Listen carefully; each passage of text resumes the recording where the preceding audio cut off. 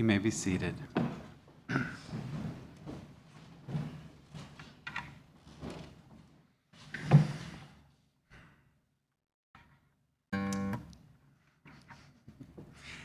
As I thought about today, I thought about stories.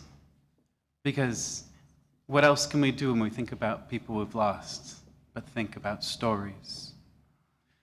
Every Friday afternoon for many years, almost without fail, an email would appear in my inbox with the subject, Erev Shabbat. It was for me an affirmation that everything was okay, the world still turned, and the week still reached its culmination, that some things have permanency and can be counted on to remain. A sense of continuity in a world which truly offers no such promises. Every week was something a little bit different, adding variety and texture to the end of my week.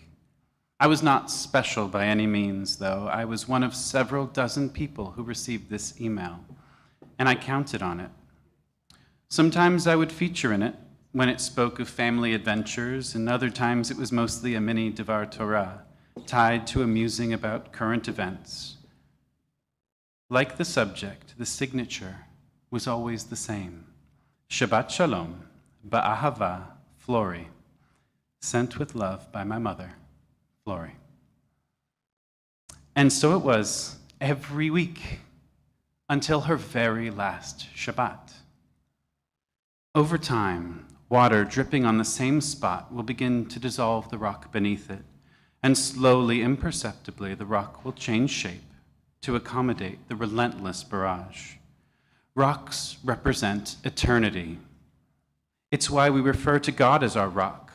It's why we place stones over graves of our loved ones. It's why we marvel at the fantastic formations which we know took eons to come into being. And over time, Shabbat to Shabbat, the weekly emails dug into my skull and left an impression. Sometimes it would be a family recipe, and other times a thought-provoking view on the weekly parasha, and most wonderfully of all, there were the stories. The stories we tell are a reenactment of the oldest known form of civilization, the desire to convey information and create shared narratives, ponder over the nature of the universe, spread essential information, or even tell a hilarious story for the enjoyment of ones we love, sometimes even at their expense. Plenty of those were about me. All of this is the cement which bonds a community. It is also the wellspring of our entire culture and our guarantee of continuity and of eternal life. As long as the stories we tell still make their way from ear to ear, we can live on long after our body and our spirit have gone their separate ways. The drip, drip, drip on the rock leaves an impression. The impression becomes a furrow, channeling the water. The water flows into streams, and these streams merge and multiply into rivers. Rivers of memories intertwined. Even when it is painful to do so, we must all traverse those rivers and encounter each and every drop. Each and every drop. It cannot be denied that there is an art to storytelling. A narrative well woven and appropriately embellished bears telling and retelling and retelling. It is how I believe much of our history and tradition came to be passed down to us. The structure of Judaism is based on the echoes and remnants of those ancient people who struggled in the Fertile Crescent to find meaning in their world and to establish a connection to something greater than themselves. There is a spark in every story. Just watch the next time a family member is telling a story from their past. See how it plays out in their features. A light behind the eyes, a curling at the corners of the mouth, eyebrows alive, hands aflutter. This animation is the very life of these stories. And as long as they continue to be told, they and their tellers never truly die. In one of her Erev Shabbat emails, my mother related how her mother and grandmother would prepare for Shabbat each Friday. Every detail I'm about to share only exists because my mother chose to put words to those memories from her childhood, that they should continue on. My grandmother would have specific tasks each Friday. Her parents were from the old world, Lviv, in what is now Ukraine, and they had carried on traditions and stories for generations. First, Grandma would sweep the floors and tidy every corner of the room.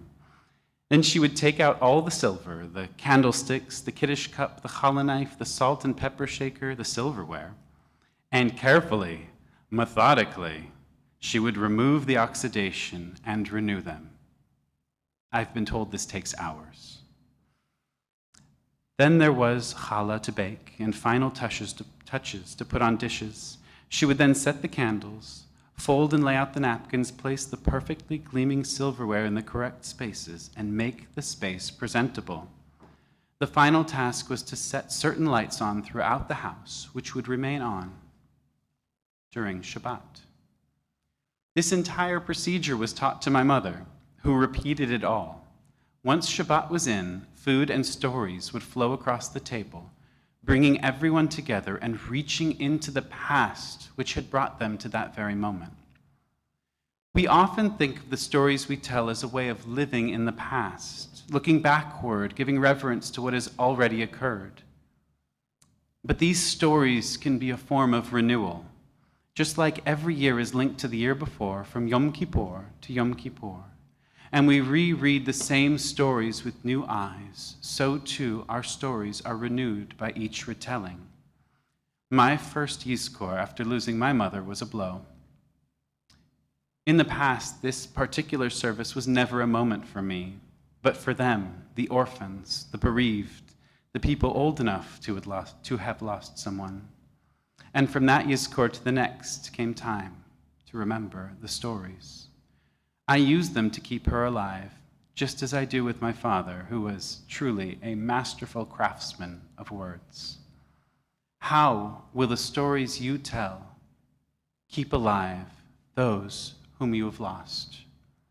Every name on our Kaddish list is not just one story. It's a multitude of stories, each told from the perspective of one person whose life was influenced by the one they have lost. Every person you are remembering in this service is a name etched into your heart. We, the bereaved, are charged with a task. Yizkor means remember, so we remember. We say their names aloud because we should never forget. We say their names aloud because of the stories their lives have written. We say their names aloud because as long as we do, they too can live on in the stories we tell. In these final moments before the end of Yom Kippur, I say to you, Gemar Chatima Tova. May you be inscribed in the book of life. May this be the year in which that book is read aloud, and may it contain your most cherished memories.